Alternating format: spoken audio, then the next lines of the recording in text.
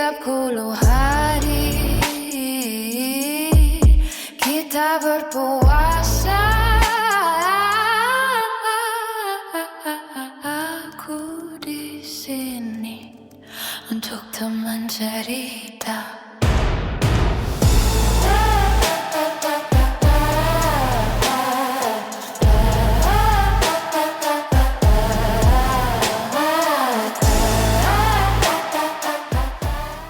Halo majikan, di TC Ramadan kali ini kita akan membacakan kiriman cerita dari teman kita namanya Meta, di mana kakaknya yang bernama Mbak Dini itu meninggal dan melahirkan dalam kubur setelah melakukan sumpah pocong. Nah, takut banget gak sih dengernya? Definisi judulnya beranak dalam kubur majikan. Tapi sebenarnya apa yang terjadi sih sampai kok kakaknya Meta ini tuh melakukan sumpah pocong? Dan pada akhirnya katanya sosoknya itu bergentayangan sampai menjadi pocong Mbak Dini.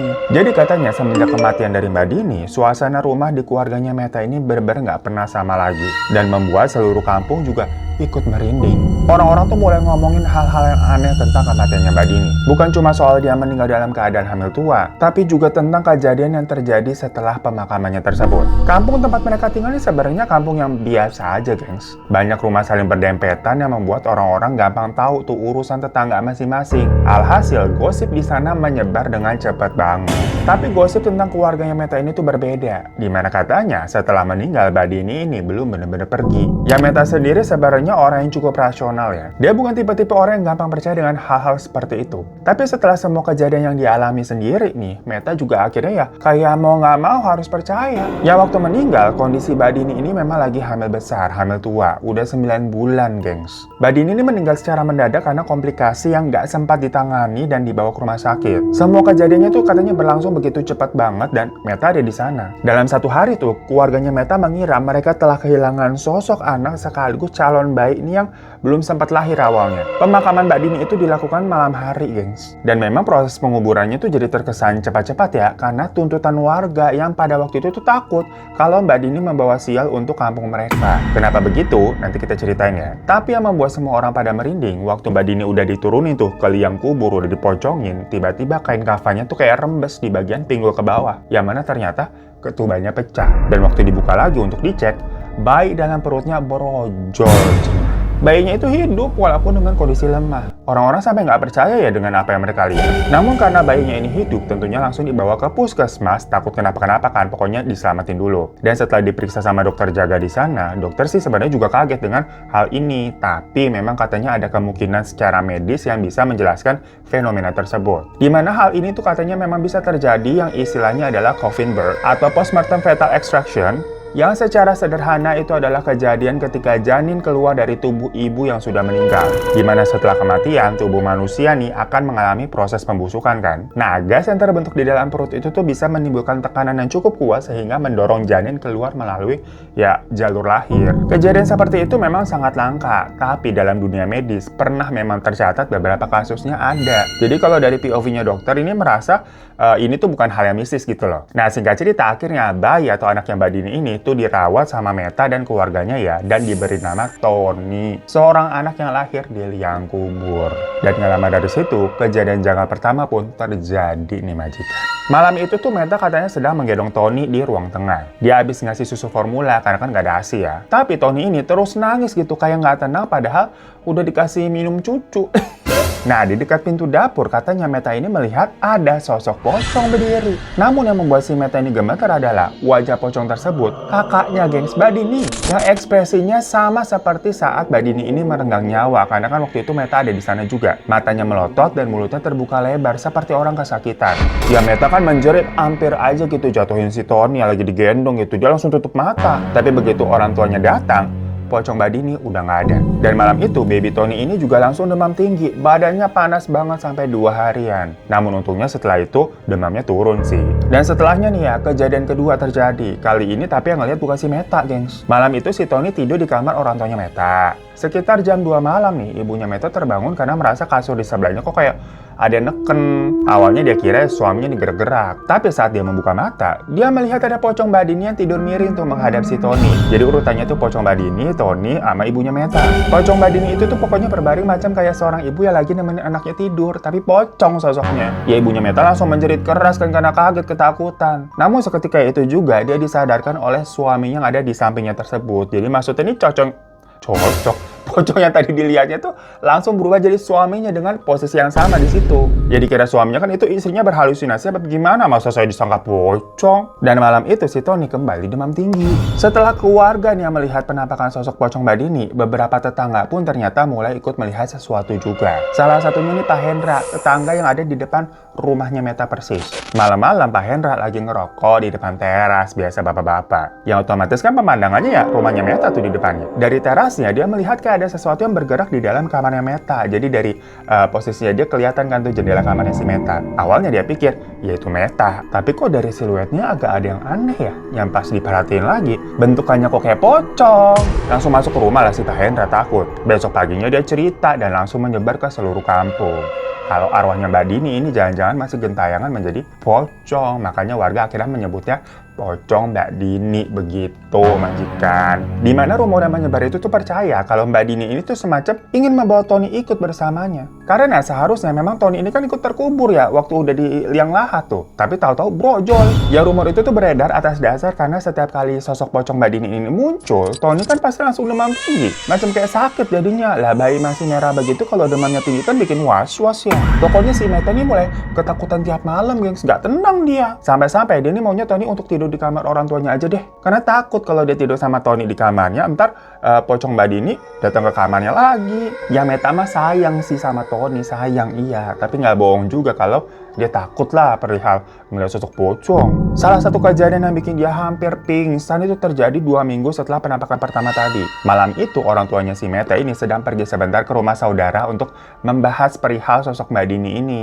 Yang otomatis di rumah cuma ada si Meta sama Tony doang berdua. Tadinya mah Meta mau ikut karena ya takut lah dia. Namun Tony ini kan masih bayi merah, belum boleh dibawa keluar-luar jauh begitu kan Pak Mali. Jadi mau nggak mau si Meta yang jagain Tony itu di rumah. Jam 9 Tony ini baru aja selesai nyucu gitu kan, minum cucu. Abis itu tidur pules banget. Meta yang juga ngantuk gitu kan karena kecapean. Akhirnya ikut rebahan di sampingnya Tony gitu di kamarnya biar nepok-nepok dikit. Baru beberapa menit si Meta mulai hampir tertidur nih. Tiba-tiba dia mendengar kayak ada suara apa sih di atas atap kayak ada yang lompat. Buk gitu loh. Ya kaget kan. Maling apa gimana nih? Perasaannya mah udah kagak enak. Dan dari atas suaranya pindah ke luar jendela. Buk gitu loh. Makin deg-degan dia ketakutan. Tapi pas diperhatiin di jendelanya kagak ada apa-apaan. Nah rumahnya dia itu kagak ada plafonnya geng. Jadi khas rumah-rumah di kampung yang rangka kayu terus langsung genteng. Abis ngeliat ke arah jendela dia rebahan lagi kan gitu. Nengok ke atas tuh. Ada pocong yang berdiri di rangka kayu itu di atasnya dia. Ya Meta langsung menjerit itu langsung nutup matanya. Tapi setelah itu sosok tersebut hilang lagi. Namun bersamaan dengan penampakan itu, Tony tiba-tiba demam lagi. Nah Meta ini mulai merasa kejadian ini sepertinya bukan sekedar penampakan biasa. Seolah-olah ya setiap kali pocong itu muncul, tujuannya memang selalu si Tony nih. Makanya setelah orang tuanya balik dari rumah saudaranya tuh, mereka membahas, kenapa nih ya Mbak Dini jadi gentayangan seperti ini? Jadi ternyata tujuan orang tuanya ke rumah saudaranya tadi itu karena saudaranya ini punya kenalan guru besar lah yang katanya bisa membantu mau dipanggilin untuk menenangkan arwahnya si Mbak Dini. Karena kalau dibiarkan terus takutnya Tony benar-benar diambil alias meninggal. Karena memang sudah ada satu orang di kampung itu yang meninggal semenjak adanya teror pocong Mbak Dini, gengs. Ini kita flashback dulu ya di masa Mbak Dini masih hidup. Meta bilang Mbak Dini itu sebenarnya adalah sosok gadis yang cukup ceria. Dia kerja di sebuah toko baju yang ada di kota sekitar 40 menit dari kampung mereka. Setiap hari awalnya dia berangkat tuh pagi-pagi naik angkot, tapi kalau pulangnya dijemput sama pacarnya yang bernama Yovan. Hubungan mereka itu sebenarnya udah lama. Hampir semua orang di kampung tahu kalau mereka ini pacaran karena tiap pulang nih pasti Mbak Dini diantarnya sama Yovan sampai rumah. Yovan. Tapi hubungan itu akhirnya putus, gengs. Karena si Yovan ini memutuskan merantau ke luar kota buat mencari pekerjaan yang lebih baik lah katanya. Awalnya mereka sih masih telepon-teleponan ya, tapi yang namanya LDR lama-lama ya komunikasinya terbatas gitu kan, semakin jarang sampai akhirnya bener-bener hilang.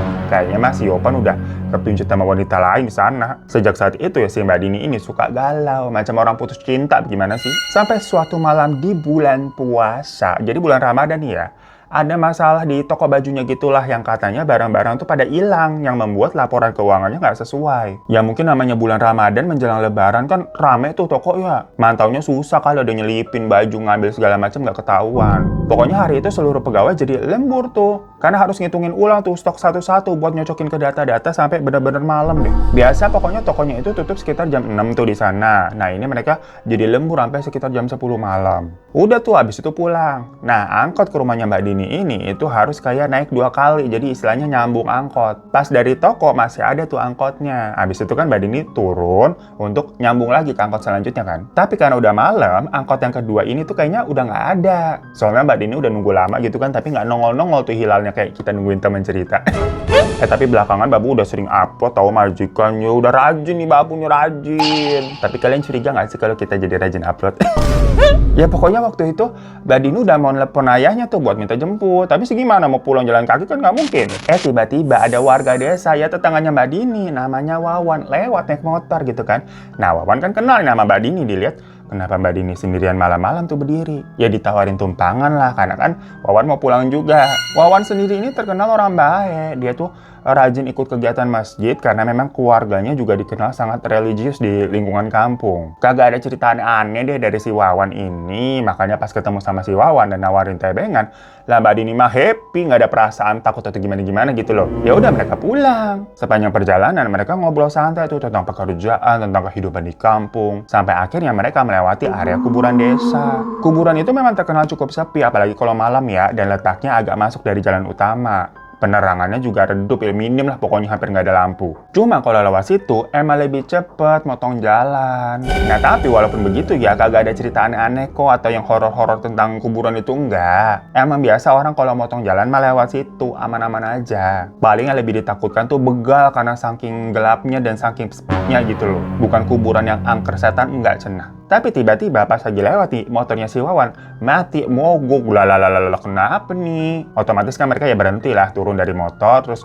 Wawan melipirkan motornya ke pinggiran buat ngecek-ngecek tuh, mencoba memperbaikinya deket semak-semak lah pokoknya. Dan si Mbak Dini ini menunggu di sebelahnya, duduk di batu gede gitu yang ada di deket semak-semak itu. Ya cukup lama lah, kira-kira 10 menitan tuh si Wawan ngoprek-ngoprek. Dan saat si Wawan masih mencoba untuk menyalakan motornya sampai keringetan gitu kan, capek mungkin ya, macam jadi montir dadakan. Tiba-tiba ada warga yang lewat tuh boncengan suami istri. Makanya kan tadi dibilang jalan situ emang ada aja kok yang lewat. Dimana warga tersebut melihat Wawan sama Dini itu kok berduaan gitu deket semak-semak gelap-gelapan. Ya mungkin POV dari suami istri ini tuh dari jauh gitu awalnya ngelihat ini ada pasangan berduaan di tempat sepi nih. Ngapain nih? Jadi warga itu tuh langsung mendekati mereka dengan curiga dan nuduh macam-macam. Apalagi pas ngeliat si Wawan, kok kamu keringetan, habis ngapain kamu Wawan? Ya Wawan sama Mbak Dini pastinya langsung menjelaskan kan kalau ini motornya mogok. Tapi saat si Wawan mencoba menyalakan motornya lagi, lah mesinnya hidup. Padahal kan sebelumnya tadi dicoba-coba kagak bisa nyala ya. Makanya hal tersebut tuh membuat si pasangan suami istri macam jadi nggak percaya. Mana mogok itu bisa nyala lu, ngapain lu berdua lu? Alasan doang kan? Ya tapi mereka juga nggak ngapa-ngapain sih. Cuman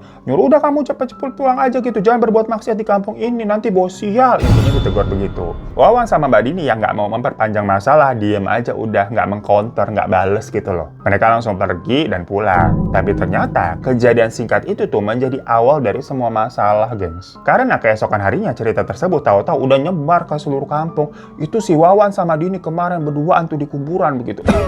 Lu gosip banget mulutnya ya. Orang-orang jadi mulai ngomongin Mbak Dini sama Wawan. Dibilang mereka berbuat maksiat pas itu di kuburan tengah malam. Ini kan bulan Ramadan begitu ya. Harusnya kan berbuat baik menambah pahala. Mentang-mentang udah malam gitu kan, tapi kan mereka bukan muhrim. Ya di kampung kecil begitu, gosip langsung menyebar cepet banget. Ada ya orang bulan puasa Ramadan juga masih tetap gosip tuh tetangganya. Ya semua itu juga basicnya karena orang-orang udah pada tahu kan kalau dulu si Mbak Dini ini tuh pacaran sama Yovan. Dan kelihatan udah deket banget macam suami istri, tiap malam diantar gitu kan, peluk-pelukan di motor segala macem. Sampai beberapa orang juga menilai Mbak Dini ini sebagai perempuan yang nggak baik tuh karena gaya berpacarannya dengan Yovan itu. Sedangkan kalau si Wawan terkenal alim. Jadi image Wawan ini seperti dirusak sama si Mbak Dini yang binal gitu image-nya. Awalnya Mbak Dini mencoba mengabaikan semua gosip tersebut karena menurutnya mah kagak penting. Dan pas keluarga nanya, maksudnya orang tuanya Meta ya, Mbak Dini ya bilang dia sama Wawan nggak ada apa-apaan kok. warga aja tuh yang mulutnya pada lemes begosip kerjaannya. Karena setelahnya banyak warga yang bilang katanya sering melihat si Mbak Dini sama Wawan berduaan. Tapi antara Wawan sama Mbak Dini selalu menyangkal, mereka bilang nggak ada apa-apa. Beberapa bulan kemudian sesuatu mulai terlihat di mana perutnya Mbak Dini pelan-pelan membesar. Awalnya sih memang nggak kelihatan terlalu jelas ya, karena tubuhnya Mbak Dini ini tuh kurus. Meta aja juga nggak ngeh. Tapi lama-lama kelihatan memang perutnya kayak agak buncit dan ibunya mulai curiga. Mungkin firasat atau naluri seorang ibu kali ya, gengs ya. Akhirnya Mbak Dini yang masih menyangkal disuruh buka baju tuh di depan ibunya, Meta juga di situ. Yang ternyata selama ini Mbak Dini itu melilit perutnya kayak dibebet. Yang pas bebetannya dibuka, memang terlihat itu perut orang hamil yang Mbak Dini udah nggak bisa ngelak. Saat didesak siapa itu ayah dari bayinya, Mbak Dini langsung menyebutkan satu nama, Wawan. Dimana katanya setelah kejadian motor mogok tadi tuh yang terus mereka dirumorkan, jadinya mereka beneran deket, gengs. Kayak udah digosipin jadiin beneran aja deh sekalian. Mbak Dini itu kan memang jomblo abis ditinggal sama Yovan. Jadinya makanya mereka mulai dekat. Dan parahnya saat udah ketahuan sama ibu dan Meta ini, usia kehamilannya Mbak Dini di situ ternyata udah masuk ke bulan ke-6. Artinya selama 6 bulan dia tuh bener-bener menyembunyikan kehamilan tersebut dari semua orang dengan bebet perutnya.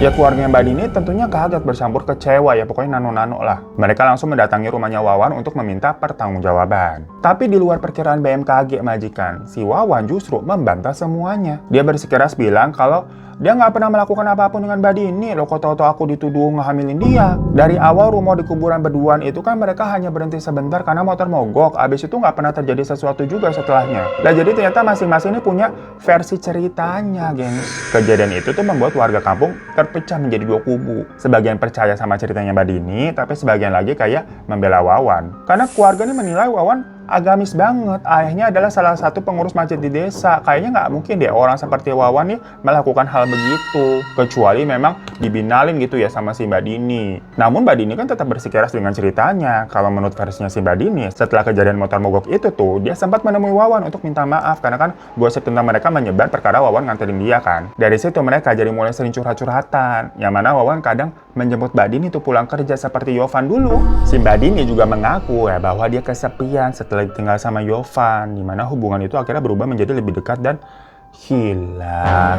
Mbak Dini itu bahkan bersumpah bahwa dia kehilangan keperawanannya itu ya dengan Wawan, bukan dengan Yovan. Karena selama dengan Yovan, malah si Mbak Dini ini tuh nggak pernah berhubungan sejauh itu. Ya karena Mbak Dini juga tersihir sama sifatnya Wawan yang baik banget, kayak cowok alim gitu kan, bener-bener bisa menjadi imam hidup lah. Namun setelah Mbak Dini bilang kalau dia hamil ke si Wawan, Wawan itu malah memintanya untuk merahasiakan semuanya dulu. Katanya dia butuh waktu untuk mencari cara menjelaskan kepada orang tuanya dan menjaga nama baik Mbak Dini juga biar nggak dicap hamil di luar nikah. Intinya si Wawan tuh katanya janji mau nikahin Mbak Dini sebelum anaknya lahir. Tapi ini udah 6 bulan kagak dinikahin, sampai akhirnya orang tuanya Mbak Dini kan curiga tadi. Dan saat keluarga Mbak Dini akhirnya datang meminta pertanggungjawaban, lah si Wawannya justru membantah semuanya. Bagaimana sih? Si Wawan itu malah menuduh Mbak Dini mau menjebaknya katanya. Menurut Wawan, kemungkinan besar Mbak Dini sudah hamil duluan pasti dengan si Yovan sebelum pria itu pergi merantau. Gak mungkin lah si Mbak Dini sama Yovan gak pernah ngapa-ngapain. Secara warga juga ngeliat hubungan mereka dulu tuh udah deket banget. Hampir 4 tahun loh pacarannya. Masa iya 4 tahun kagak ngapa-ngapain, dibilangnya begitu. Yovan ini mungkin pergi karena tahu Mbak Dini hamil dan gak mau tanggung jawab, bukan alasan nyari kerja. Makanya Mbak Dini kemudian menuduh si Wawan sebagai ayah dari bayi itu biar anaknya tuh ada bapaknya, perkara Yovan udah kabur. Lah berarti kan versi ceritanya Wawan tuh saling bertolak belakang dengan versinya Mbak Dini, membuat warga makin bingung mana nih yang benar, siapa yang bohong dan siapa yang jujur. Makanya masalah tersebut akhirnya semakin besar, geng, hingga melibatkan satu kampung tuh. Akhirnya warga juga mengusulkan sesuatu yang sangat serius. Jika memang salah satu dari mereka ini bohong, maka cara untuk membuktikannya adalah dengan melakukan sumpah pocong. Sebuah sumpah yang memang sangat ditakuti dalam tradisi masyarakat sana. Berani nggak lu pada? Digituin kan. Karena dipercaya siapapun yang berbohong dalam sumpah tersebut akan mendapatkan kesialan besar, bahkan kematian. Ya beberapa kali kita juga udah pernah ya bawain cerita tentang sumpah pocong. Pokoknya karena dari masing-masing pihak nih ngotot kalau versi mereka adalah yang benar, akhirnya challenge accepted istilahnya. Karena masing-masing juga nggak ada yang gentar ketakutan. Ayo kita sumpah pocong, katanya begitu. Singkat cerita, di hari H tuh malam-malam di kuburan desa, tempat yang sama di mana motor Wawan waktu itu mogok, warga berkumpul untuk menyaksikan sumpah tersebut dari dua orang ini. Di mana di sana juga udah ada dua kuburan yang baru digali, dan Mbak Dini sama si Wawan dibungkus kain kafan tuh dijadiin pocong seperti jenazah bener, terus dimasukkan ke dalam liang kubur. Jadi diperlakukan ya kayak orang meninggal, namanya juga dipocongin. Tapi emang nggak sampai ditutup tanah ya. Di situ keduanya harus bersumpah bahwa apa yang mereka katakan adalah sebuah kebenaran. Dimana jika mereka berbohong, mereka siap menerima akibatnya. Udah nih, habis sudah selesai, ya udah mereka dinaikin lagi gitu kan, kafannya dilepas dan masing-masing pulang ke rumah. Beberapa minggu setelah sumpah tersebut, kondisi Mbak Dini tahu-tahu mulai berubah, gengs. Awalnya sih terlihat seperti gejala orang hamil biasa ya, karena dia sering mual-mual, muntah-muntah. Makanya keluarga mengira hal itu wajar karena usia kandungannya kan juga makin besar. Tapi lama-lama muntahannya kok semakin parah. Bukan cuma muntah makanan biasa, tapi muntah darah. Awalnya hanya sedikit memang, tapi semakin hari warnanya semakin pekat dan jumlahnya semakin banyak. Tubuh Mbak Dini juga mulai melemah secara drastis. Dia sering ngigau tuh di malam hari yang kadang-kadang tahu-tahu kebangun ambil menangis tanpa sebab. Macam kayak orang yang mood swing gitu loh, gengs. Meta masih inget benar waktu itu tuh pernah tuh sekitar jam 2 pagi. Tiba-tiba Meta kebangun karena mendengar ada suara-suara aneh dari tembok tuh. Macam kayak ada yang nyakar-nyakar gitu di kamarnya Mbak Dini. Kamarnya dia sama kamar Mbak Dini kan sebelahan. Nah, Meta dengar kayak ada suara-suara aneh tuh dari tembok. Ya sebagai adik, dia ngecek dong ke kamar kakaknya itu. Yang pas masuk, dilihatnya nih Mbak Dini lagi berdiri tuh di pojokan kamar ngadep tembok, rambutnya berantakan, bajunya penuh dengan noda muntahan darah, dan di situ dia lagi nyakar-nyakar tembok pakai kukunya sendiri sampai kukunya pada patah dan berdarah. Ngilu banget sih Meta tuh liatnya. Jadi suara-suara cakaran itu ya Mbak Dini lagi nyakar-nyakar kayak orang nggak sadar gitu, kukunya sampai patah. Namun setelahnya si Mbak Dini mengaku nggak sadar sama apa yang dia lakukan. Dan kejadian-kejadian aneh itu memang sering terjadi setiap harinya. Kadang si Mbak Dini tuh tiba-tiba menjerit ketakutan, katanya melihat sesuatu tuh di dalam rumah. Kadang dia menutup telinganya dan bilang ada suara tuh berbisik-bisik kayak berisik banget. Sampai beberapa kali dia bahkan mengatakan ada sosok hitam yang suka muncul tiba-tiba. Tapi selain si Mbak Dini, gak ada yang ngelihat atau mendengar apapun di rumah tersebut. Jadi kayak si Mbak Dini ini berhalusinasi sendiri gitu. Hingga makin lama tubuhnya Mbak Dini semakin hari tuh semakin kurus, tapi perutnya mah semakin membesar ya. Selama 3 bulan nih keluarga Meta hidup dalam kekhawatiran akan kondisinya Mbak Dini yang seperti itu. Tapi tiap kali dicek ke puskesmas, kalian untuk mengontrol bayinya ya, semua dibilang normal aja. Cuma dibilang nih Mbak Dini ini butuh asupan nutrisi karena nutrisinya kurang, jadi butuh lebih banyak karena lagi ngandung bayi. Dan seperti yang sudah bisa ditebak, warga kampung sana langsung menghubungkan semua kejadian itu dengan sumpah pocong yang Mbak Dini lakukan. Mereka percaya kalau Mbak Dini berarti sedang menerima kutukan, dia nih berarti yang berbohong. Hingga akhirnya hari yang paling buruk itu pun datang. Suatu malam Mbak Dini teriak-teriak dan mengalami muntah darah yang hebat banget. Parah deh pokoknya, Van, katanya sampai gemeter si Meta ngeliatnya. Tubuhnya Mbak Dini kejang-kejang hingga akhirnya jatuh nggak sadarkan diri. Dan gak lama setelahnya Mbak Dini dinyatakan meninggal dunia. Kepergiannya tentunya membuat keluarga Meta hancur ya. Tapi kejadian aneh belum berhenti di situ. Saat jenazah Mbak Dini dikuburkan malam-malam kayak cerita tadi kita di awal, kain kafannya kan basah tuh, rembes, yang ternyata pecah ketuban dan Tony lahir tuh di dalam kuburan. Nah, si Mbak Dini dikuburin malam itu juga karena memang desakan warga. Alasannya karena banyak yang percaya semua ini tuh terjadi kan karena kutukan sumpah pocong. Dimana besoknya itu kebetulan adalah hari Taliwangke sebutannya kalau kita nggak salah ya. Pokoknya itu tuh hari yang dianggap sial untuk menguburkan jenazah, yang dipercaya kalau ada jenazah dikubur di hari itu tuh bisa membuat adanya korban baru gitu kayak ngajak. Makanya warga kampung sana nggak mau kalau kampungnya kenapa-napa. Ya mana sebelum besok tiba nih, makanya mereka meminta Mbak Dini harus segera dikuburkan. Akhirnya ya udah malam itu juga malam-malam. Begitu ceritanya majikan. Namun meskipun udah dikuburkan sebelum hari Taliwangke tuh, 7 hari setelah kematiannya Mbak Dini, ada kabar mengejutkan yang kembali mengunjang satu kampung. Di mana Wawan mengalami kecelakaan motor yang parah banget di jalan raya hingga meninggal di tempat. Dalam waktu kurang dari 2 minggu nih, ada 2 orang yang terlibat sumpah pocong itu dua-duanya sama-sama meninggal. Apa nggak geger? Dan bersama dengan itu pula, sosok pocong Mbak Dini bergentayangan hingga menyebarkan tuh ceritanya di kampung. Makanya orang-orang percaya bahwa penyebab kecelakaannya Wawan adalah pasti karena arwahnya Mbak Dini nih yang masih gentayangan. Ngajak gitu loh. Banyak warga yang jadinya ketakutan dan parno kalau pocongnya Mbak Dini ini akan mengambil korban lagi dari warga kampung sana. Sampai-sampai keluarganya Meta mau diusir, gengs, demi